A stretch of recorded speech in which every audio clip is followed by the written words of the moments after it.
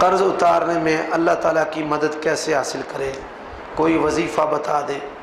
अल्लाह ताला ने खुद बताया कुरान मजीद में, या अय्युहल्लज़ीना आमनुस्तईनू बिस्सब्रि वस्सलाह।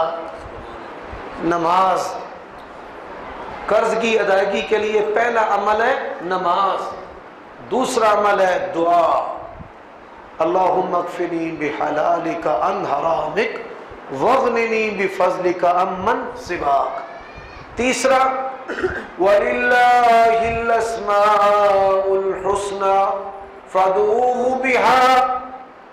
अल्लाह का हुक्म है, अल्लाह ताला के अच्छे नाम है, अल्लाह को नामों से पुकारो। अल्लाहुम्मा अंतल फत्ताहु, खोल कर देने वाला, अल वहाबु, गैब से अता करने वाला, अर रज़्ज़ाकु, अच्छे तरीके से रिज़्क़ देने वाला, अल बासितु, छप्पर पार कर देने वाला, ज़ुल फ़ज़्लिल अज़ीम, बड़े फजल वाला, और ज़ुल जलाली वल इकराम। ये 6 कलिमात पढ़ा करें, अल्लाह आपको वहां से रिज़्क़ देगा कि आपको वहम गुमान भी नहीं होगा।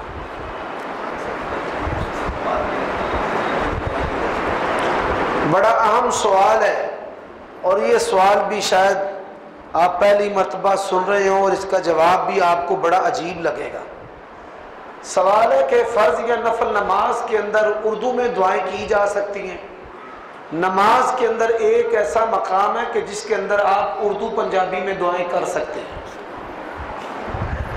नबी अलैहिस्सलातु वस्सलाम ने तशहुद के अंदर दुआ करने का हुक्म दिया है, और जोन सी चाहे दुआ इख्तियार करें। फलयतखय्यर मिनद दुआई माशाअ। तो माशा के अंदर उर्दू, पंजाबी, अरबी सारी जुबानें शामिल हैं।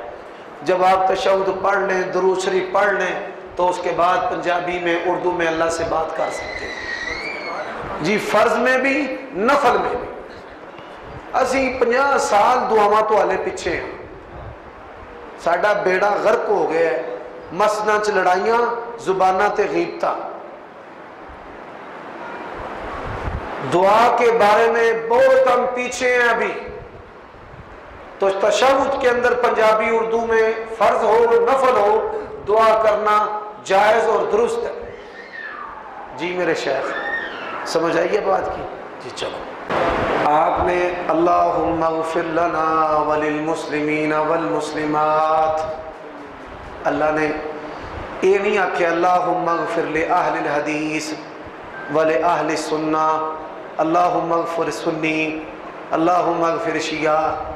किया क्या? अल्लाहुम्मा ग़फ़िर लना वलिल मुस्लिमीना वल मुस्लिमात वल मुमिनीना वल मुमिनात। मुशरिक के लिए तो दुआए मग़फ़िरत करना जायज़ ही नहीं है।